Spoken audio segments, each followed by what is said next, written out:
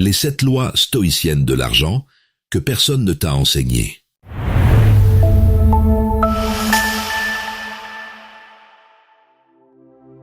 Imagine que l'argent soit comme un miroir reflétant l'état de ton esprit.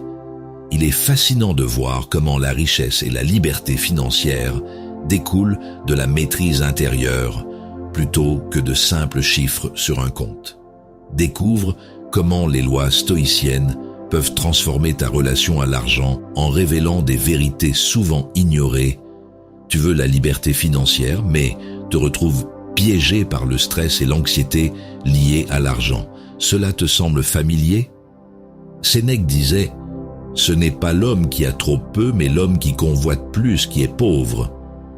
La quête de l'argent peut être une course sans fin si elle n'est pas guidée par la sagesse intérieure. Prépare-toi à explorer 7 leçons stoïciennes qui pourraient bien changer ta perspective sur la richesse. Abonne-toi à notre chaîne Leçons stoïciennes et laisse-nous un like sous cette vidéo. Dis-nous en commentaire ce que l'argent reflète aujourd'hui dans ton propre miroir intérieur. Transforme ce reflet en une image de paix et de maîtrise. Entrons dans la première leçon. La richesse commence dans l'esprit. Entrons dans la première leçon. La richesse commence dans l'esprit. Le cliquetis du trousseau de clés dans la porte, le grincement du parquet, le bruit régulier de l'horloge du couloir. Tu rentres chez toi en ressassant une critique reçue dans la journée et tu ne peux plus penser à autre chose. Chaque mot tourne en boucle, comme s'il fallait absolument prouver que l'autre avait tort. Pourtant, plus tu y penses, plus tu t'épuises. La plupart du temps, on cherche à effacer ce malaise, en se distrayant ou en se justifiant mentalement. On refait la scène, on imagine des réponses qu'on aurait pu donner. Mais cette réaction enferme encore plus dans la blessure. Elle renforce le jugement qui fait mal au lieu de l'apaiser. Analysons comment notre mental crée ou défait notre richesse intérieure. La richesse est d'abord dans notre façon de penser.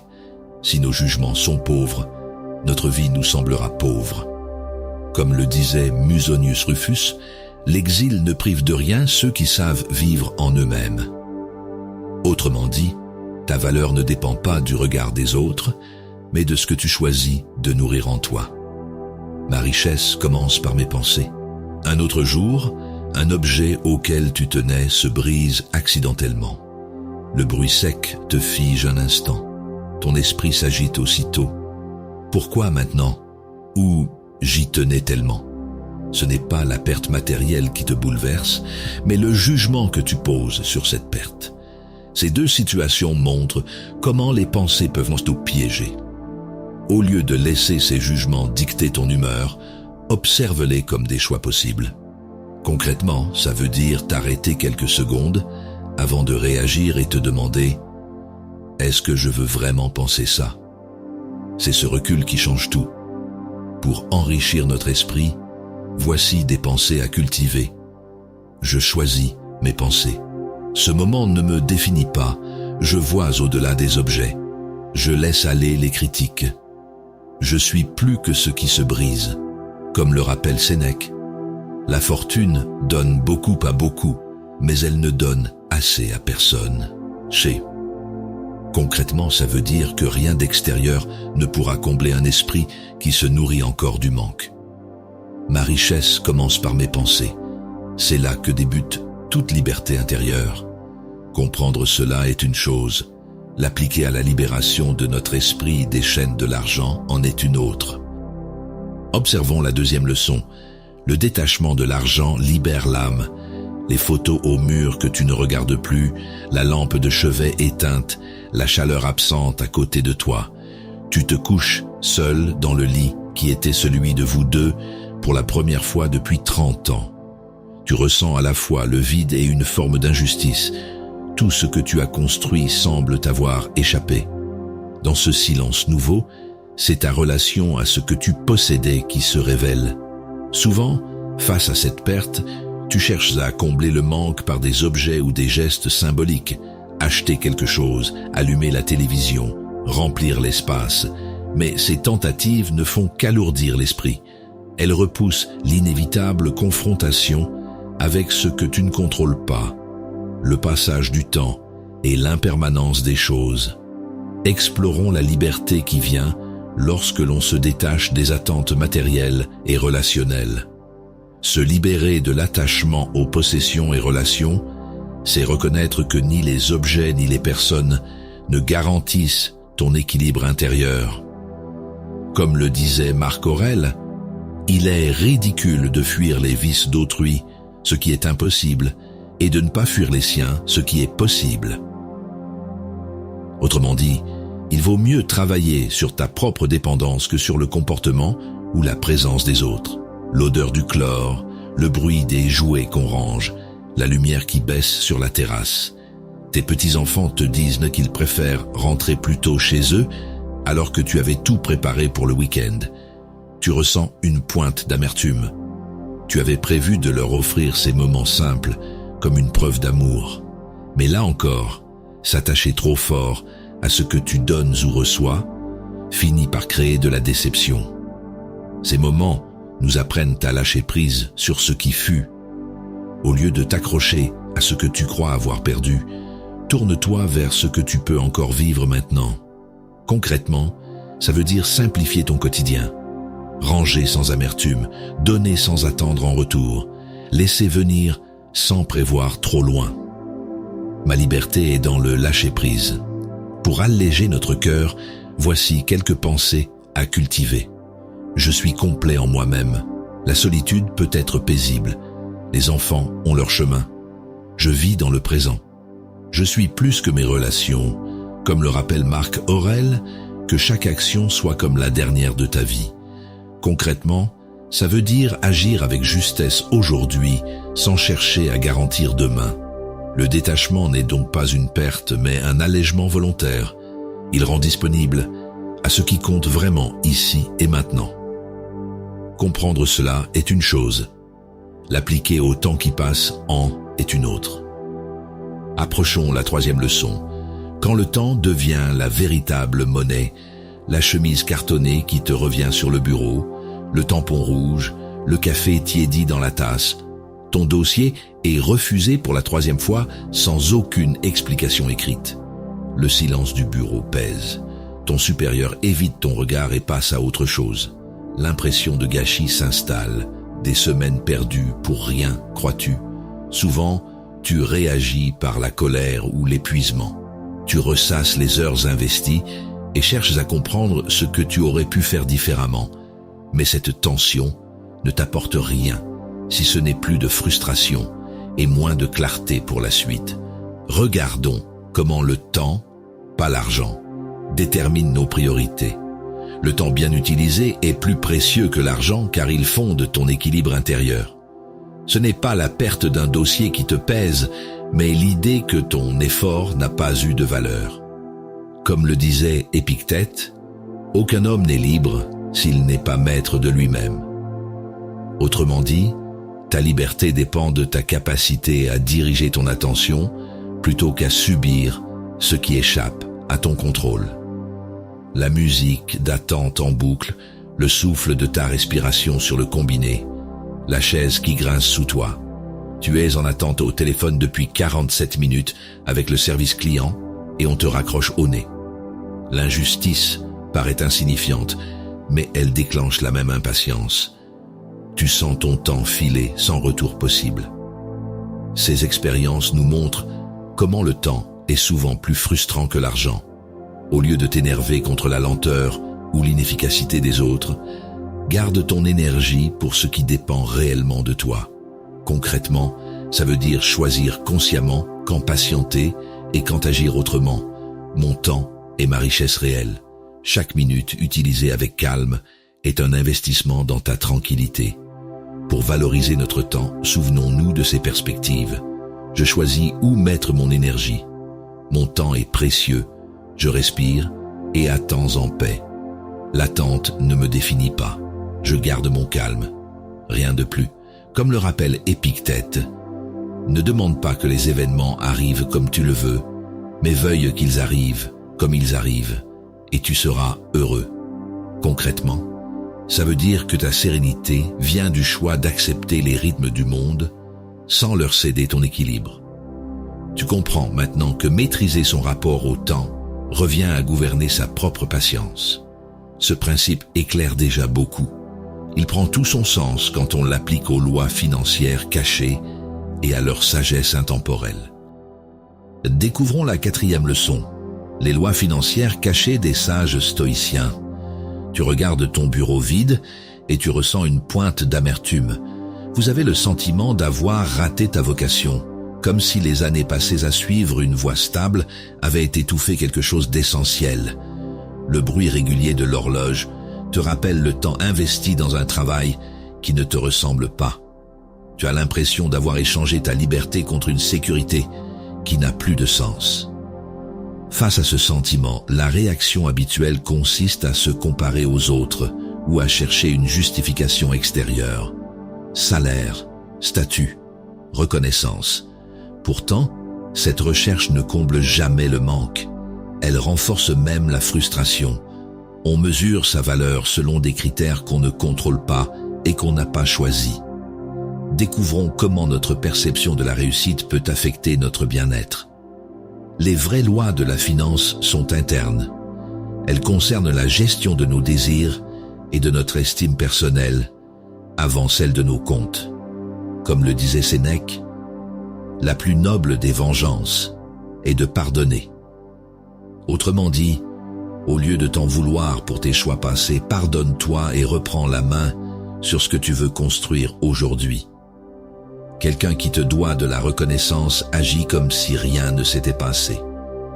Ce silence pique ton orgueil et tu ressens l'injustice comme une dette non payée. Tu t'attends à un retour équitable pour ton aide passée, mais rien ne vient. Là encore, tu confies ta satisfaction à un facteur extérieur que tu ne maîtrises pas. Ces expériences révèlent la nécessité d'une évaluation honnête de nos valeurs.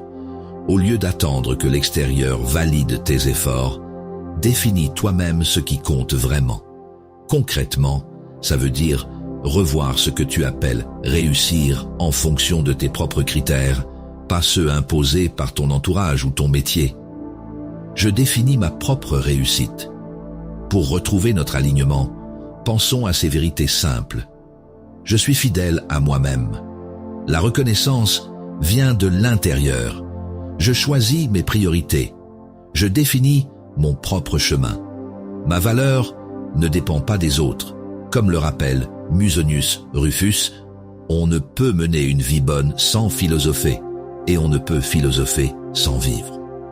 Concrètement, ça veut dire que réfléchir sur tes choix n'a de sens que si tu agis en accord avec eux au quotidien. Reconnaître sa propre valeur libère du besoin constant d'approbation et redonne du poids à chaque décision personnelle. Comprendre cela est une chose, l'appliquer à ses désirs matériels en est une autre. Relevons la 5e leçon, l'art de maîtriser ses désirs pour la vraie richesse. Quelqu'un te reproche ta sincérité comme si c'était une faute. Tu sens la tension dans l'air, le ton monte, et cette remarque t'irrite parce qu'elle vise quelque chose de vrai chez toi. Ce moment te bouscule. Tu réalises que ton besoin d'être compris s'entrechoque avec le désir d'être accepté. La gêne s'installe, presque physique, dans ta poitrine. Souvent, dans ce genre de situation, on cherche à se justifier ou à plaire pour réparer l'image que l'autre a de nous. On s'excuse d'avoir été trop direct. On arrondit les angles pour ne plus déplaire. Mais cela échoue, parce qu'on troque sa sincérité contre une approbation passagère, et l'amertume revient plus tard. Analysons comment la maîtrise de nos envies nous permet de trouver la richesse intérieure. Maîtriser ses désirs mène à la vraie richesse, parce que cela libère des attentes extérieures et rend chaque choix plus juste. Comme le disait Marc Aurèle, tu as pouvoir sur ton esprit, non sur les événements extérieurs. Réalise cela et tu trouveras la force. Autrement dit, ce qui compte n'est pas que l'autre approuve ta sincérité, mais que tu restes fidèle à ce que tu sais être juste pour toi.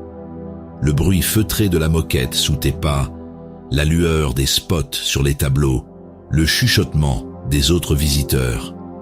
Dans un musée, tu te rends compte que tu es venu plus pour le raconter que pour regarder.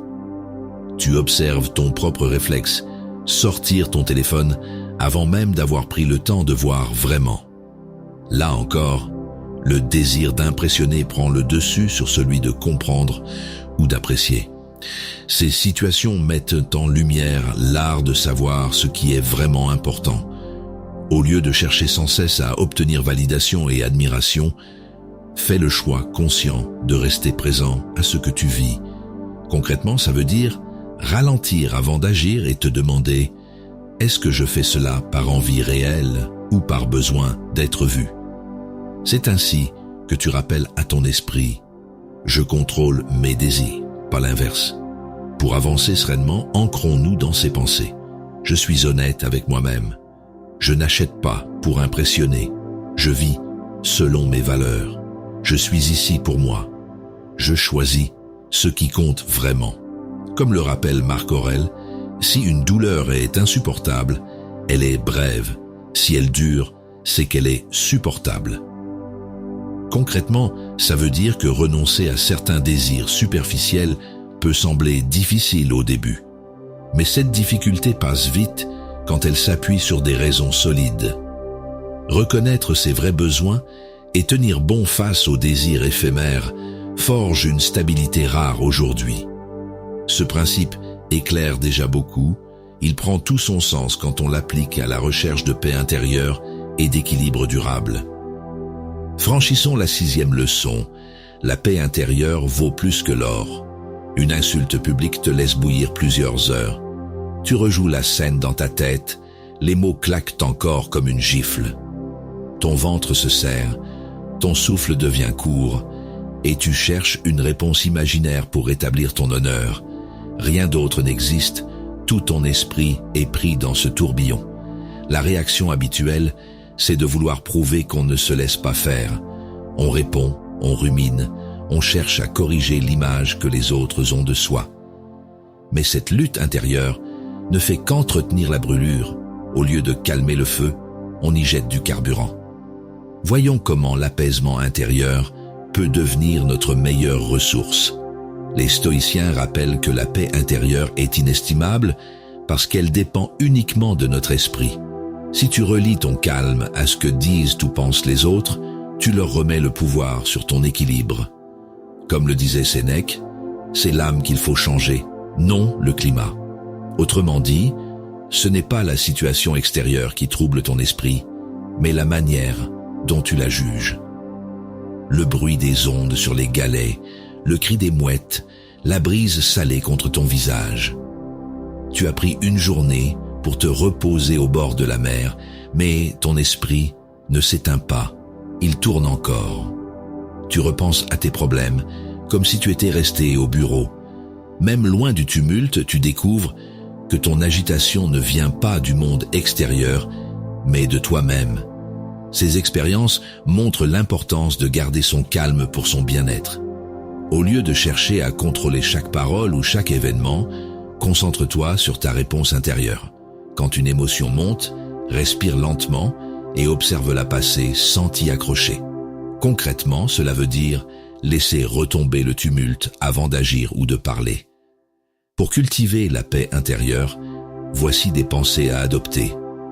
Je ne suis pas ce que l'on dit. Je respire et me calme. Mon calme est ma force. Je laisse passer les insultes. Je choisis la paix intérieure. Comme le rappelle Sénèque, personne ne peut être vraiment libre s'il est esclave de ses désirs. Concrètement, ça veut dire que ta liberté commence quand tu cesses d'obéir à tes émotions immédiates. La paix intérieure vaut tout l'or du monde. Elle te rend autonome face aux réactions des autres et aux humeurs changeantes du quotidien. Comprendre cela est une chose. L'appliquer à tes décisions concrètes en est une autre. Utilisons la sagesse stoïcienne pour guider nos décisions financières. Plaçons la lumière sur la dernière leçon, la sagesse stoïcienne comme boussole financière, le ronronnement sourd du métro, le bruit des talons sur le quai carrelé, l'écho métallique des annonces qui se chevauchent. Dans le métro bondé, quelqu'un te pousse et t'accuse d'avoir poussé en premier. Le regard de cet étranger est chargé de reproches. Les visages autour observent. En une seconde, ton corps se tend et ton esprit cherche une réponse à rendre. La réaction la plus courante est immédiate. Répondre sur le même ton, prouver qu'on n'a pas tort, défendre son image. Mais ce réflexe ne fait qu'ajouter du bruit au tumulte. Tu perds ton calme et la situation t'échappe. En voulant gagner une joute verbale, tu dépenses une énergie que tu aurais pu garder pour mieux décider ailleurs. Analysons comment la sagesse stoïcienne nous aide à traverser les tempêtes émotionnelles. La sagesse stoïcienne guide nos décisions financières comme nos réactions. Elle rappelle que chaque geste a un coût et une conséquence. Comme le disait Épictète, tu veux vaincre aux Jeux Olympiques, moi aussi, mais examine les préliminaires et les suites. Autrement dit, avant d'agir ou de parler, évalue le prix réel de ton impulsion, en réputation, en énergie ou en argent, puis choisis en connaissance de cause. Un proche te dit une vérité désagréable qui te touche en plein cœur. Les mots sont francs, peut-être justes, mais ils piquent là où tu es vulnérable. Tu sens la chaleur monter dans ta poitrine et la tentation de répliquer sèchement pour reprendre le dessus. Là encore, l'émotion précède la réflexion. Ces moments révèlent la nécessité de rester centré malgré les provocations. Au lieu de réagir sous l'effet du choc, prends une respiration avant de répondre. Concrètement, cela veut dire observer ce que tu ressens, sans t'y accrocher et remettre ta boussole intérieure au centre. Ma sagesse est ma boussole. Ce court délai change tout. Il crée un espace où la décision devient consciente. Pour naviguer dans les défis quotidiens, appliquons ces principes. Je reste calme quoi qu'il arrive. Je choisis de ne pas réagir. Ma paix vaut plus que la colère. Je garde mon équilibre intérieur. Je prends du recul avant d'agir. Comme le rappelle Épictète, nous avons 2 oreilles et une seule bouche, afin d'écouter davantage et de parler moins. Concrètement, ça veut dire que ta première économie se joue dans l'attention que tu donnes avant même d'ouvrir la bouche. Ma sagesse est ma boussole. Elle oriente chaque choix comme un investissement réfléchi plutôt qu'une dépense émotive. Quand tu apprends à mesurer tes réactions comme tes dépenses, tu gagnes une liberté durable, celle d'un esprit qui sait où il met sa valeur réelle. Tout au long de cette exploration, nous avons vu que les lois du stoïcisme appliquées à l'argent ne se limitent pas à une simple gestion financière. Elles redéfinissent notre rapport à la richesse. En comprenant que la richesse commence dans l'esprit, nous avons traversé un chemin de transformation intérieure, passant de la dépendance matérielle à une maîtrise consciente de nos désirs.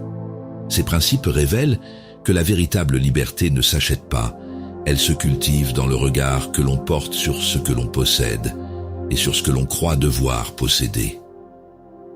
Aujourd'hui, cette nouvelle réalité s'impose. Le détachement de l'argent n'est pas un refus de la prospérité, mais une réconciliation avec sa valeur réelle. Sénèque nous le rappelait, ce n'est pas l'homme qui a peu qui est pauvre, mais celui qui désire toujours plus. En intégrant ces lois financières stoïciennes méconnues, nous réalisons que le temps, véritable monnaie, est notre ressource la plus précieuse. C'est en apprenant à en faire bon usage que naît la vraie richesse, celle qui nourrit l'esprit avant le portefeuille. Si ces réflexions ont éveillé en toi un nouveau regard sur ta relation à l'argent et à la liberté intérieure, rejoins la communauté des esprits libres de cette chaîne.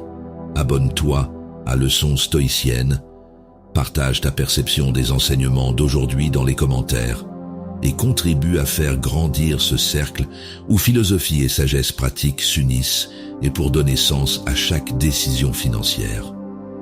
Ensemble, cultivons une forme de richesse qui transcende les chiffres. Souviens-toi, maîtriser son argent, c'est d'abord apprendre à se maîtriser soi-même, car toute fortune extérieure s'effondre si l'esprit reste pauvre.